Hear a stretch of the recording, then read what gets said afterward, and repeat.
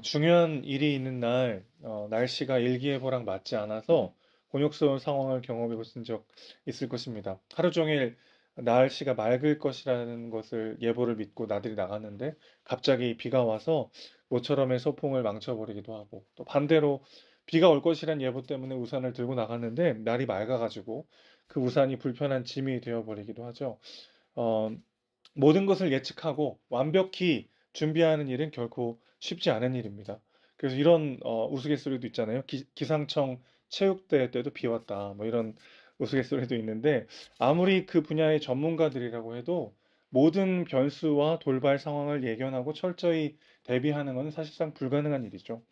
오히려 전문가이기 때문에 더 어처구니 없는 실수를 하기도 합니다. 지금까지 자신들이 쌓아온 경험과 지식들을 너무 신뢰한 나머지 돌발 변수에 대해서 충분히 고려하지 않아서 더 큰 실수를 범하게 되는 경우가 종종 있기 때문이죠. 사도행전 27장 이 바울이 로마로 이송되어 가는 이 장면이 딱 그와 같은 상황이라고 할 수 있겠습니다. 오랜 항해 생활로 많은 경험을 가지고 있었던 선장과 선원들은요, 추운 겨울을 보내기에 더 좋은 항구를 찾아야 한다라는 것을 알고 있었죠. 마침 바람도 그들을 도와주고 있었습니다. 그때는 이 순한 남풍이 부는 시기였기 때문에 추운 겨울을 날 수 있는 곳으로 안전하게 이동하기에는 적기였던 것이죠. 이런 그들의 그 경험과 지식, 이 전문성이 그들을 죽음의 위기로 빠뜨립니다. 그들이 가려고 했던 그레데 섬에는 이다라고 하는 높은 산맥이 있었어요. 거기서 발생하는 동풍이 이게 난기류를 만나서 유라굴로라고 하는 엄청난 광풍을 만들어냅니다. 그래서 그들은 이 지중해 한가운데로 정처없이 막 떠밀려 가게 되는 거죠. 삶에 있어서 아무리 경험이 많고 지식을 많이 쌓고 전문가를 할지라도 삶이라는 거대한 무대 위에서 우리 모두 초라한 존재들일 뿐이죠. 그래서 우리가 잊지 말아야 될 중요한 진리가 있습니다. 우리는 결코 나 자신의 주인 되어서는 안 된다는 것입니다. 그 누구도 자신의 삶의 선장이 되어서는 안 된다는 것이죠. 언제 내 인생의 유라굴로가 몰려와서 우리를 정말 정처 없이 흔들고 표류하게 만들지 모르기 때문입니다. 자기의 경험과 지식을 믿고 능력을 믿고 인생이라는 배에 키를 쥐고 놓지 않는 자들의 결과는 항상 이와 같아요. 18절에서 20절 지난 어제 본문이었죠. 다시 한번 읽어볼까요?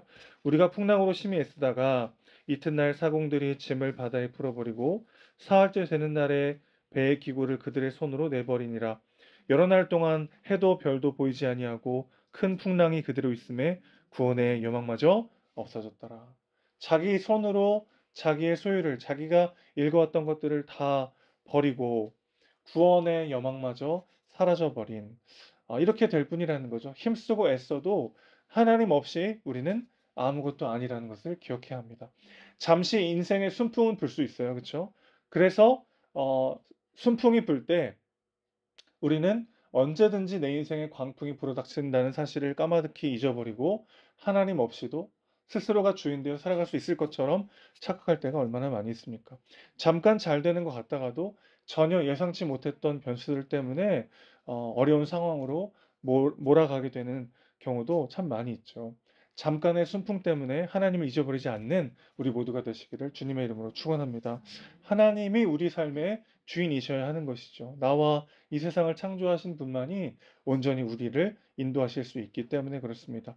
자, 그 온 우주의 설계자이시는 하나님께서 폭풍 가운데 우리가 붙잡아야 될 것이 무엇인지 두 가지 말씀해 주고 계십니다. 첫 번째는 마음을 지키라는 겁니다. 24절, 이 두 가지가 다 24절에 나오는데요. 24절 다시 보시죠. 바울아, 두려워하지 말라. 내가 가이사 앞에 서야 하겠고, 또 하나님께서 너와 함께 항해하는 자를 다 내게 주셨다 하였으니. 바울과 함께 배에 있었던 사람들을 볼까요? 여전히 현실은 똑같습니다.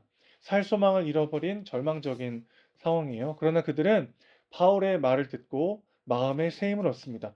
그렇게 마음을 힘써 지킨 그들은 11일을 더 버티게 됩니다. 27절에서 27절 보면은 풍랑을 만난 지 14일째 육지에 가까워지는 것을 알게 되자 그들은 날이 새기를 고대하죠.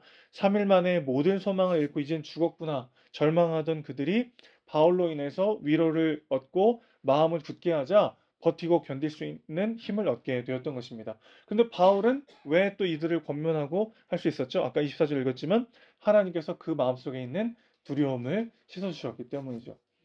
여기서 또 한 가지 위로를 얻습니다. 여러분, 두려울 수 있다는 거죠. 바울도 두려웠습니다. 바울도 흔들리고 바울도 넘어지고 바울도 두려웠습니다. 그 위대한 하나님의 사람이요 사도였던 바울도 때로는 두려움에 떨었습니다. 그럴 때 하나님께서 오셔서 내 마음을 위로해 주시고 손잡아 주시고 새 힘을 주시고 다시 일으켜 세워 주셨다는 거죠. 그렇게 주님 안에서 힘써 마음을 지킬 때 현실이 똑같지만 상황은 하나도 달라진 것이 없지만 그 상황 가운데 길을 여시는 하나님의 새로운 길을 믿음의 눈으로 바라보며 그 길을 걸어가게 될 줄로 믿습니다. 사실은 현실 자체가 사람을 무너지게 하는 게 아니라 그 현실 가운데 절망이 찾아오고 마음이 무너질 때 사람은 진짜 무너지게 되는 거죠. 고통 그 자체보다는 고통 때문에 일어나는 마음속의 두려움이 사람을 죽이게 되어 있습니다. 현실의 무게가 아무것도 아니라는 말씀은 아니에요. 마음이 무너질 때 그것이 훨씬 더 무겁게 느껴지게 된다는 것이죠. 그러므로 두려워하지 말고 담대히 하나님을 바라보는 것. 이것이 우리가 유라굴로라는 풍랑 앞에 가장 먼저 붙잡아야 될 지점인 줄로 믿습니다. 난 두렵지 않아. 자기 체면이나 자기 암시를 하라는 얘기가 아니고요. 막연히 그저 잘 될 거라고 하는 헛된 긍정을 품으라는 것도 아닙니다. 이 고난 가운데 우리가 정말 붙잡아야 되는 건 마음을 지키면서 하나님을 의지해야 된다는 것이고, 그럴 때 하나님은 우리가 생각하지도 못했던 길로 인도하신다는 것이죠. 그 하나님을 믿고 다시 한번 마음의 담대함으로 주어진 삶을 살아내는 우리 모두가 되시기를 주님의 이름으로 축원합니다. 자, 두 번째도 24절에 나옵니다. 마음을 지키라는 말씀 주셨고, 또 한 가지는 사명을 붙잡으라는 겁니다. 하나님께서 바울에게 두려워하지 말라고 하신 이유가 뭐였죠? 네가 반드시 가이사 앞에 서게 될 것이고 너와 함께한 모든 사람들도 내가 너의 손에 주었다. 그들을 구원하고 가이사 앞에 서는 것이 너의 사명이라는 것을 다시 한번 상기시켜주고 계시죠. 고난 가운데 우리가 절망하지 않고 두려워하지 않고 마음을 지키면서 우리가 바라봐야 하는 것은 여전히 우리에게 남아있는 부르심과 사명이라는 것입니다. 여러분, 유라굴로라고 하는 이 폭풍이 바울을 인도하는 곳이 이제 내일 28장에 보면 나오는데 멜리데라는 섬이에요. 어, 처음 바울 일행이 가려던 그레데라고 하는 항구보다 로마에 더 가까운 곳입니다. 그러니까 나는 지금 표류하고 있다라고 생각했는데 하나님은 그것을 이들의 새 길이 되게 하셔서 더 빠른 길이 되게 하셨다는 거죠. 로마에서도 복음을 전하라는 부르심을 받았던 바울은요, 풍랑 때문에 로마로 더 빨리 가게 되었습니다.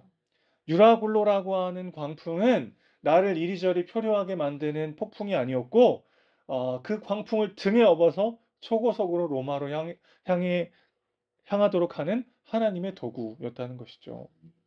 자, 풍랑 때문에 들리게 된 이 멜리데 섬에서도 바울은 복음을 전하게 됩니다. 내일 본문에 등장하죠.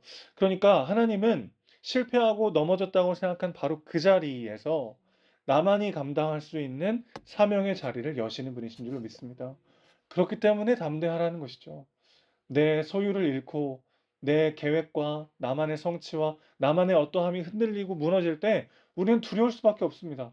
내가 세워놨던 계획들이 일그러지고 내 삶에 어떤 유라굴로와 같은 광풍이 몰아쳐서 대체 어디로 가는 건지 언제 이 문제가 해결되는지 알 수 없는 상황에 빠져 있을 때 우리는 두려울 수밖에 없습니다. 두려울 수 있다는 거죠. 그런데 그 두려울 때 우리가 힘써 마음을 지키며 하나님께 그 모든 것들을 내어드려야 된다는 것이고, 그럴 때 하나님께서 어, 예전에 나라면 가지 않았을 곳, 내 생각, 내 욕심, 내 계획대로라면 전혀 감당하지 않았을 하나님께서 예비하신 그 사명의 자리로 나아갈 수 있도록 우리를 인도하실 줄로 믿습니다. 내 고집, 내 자존심, 내 계획대로는 절대 가지 않았을 것이죠.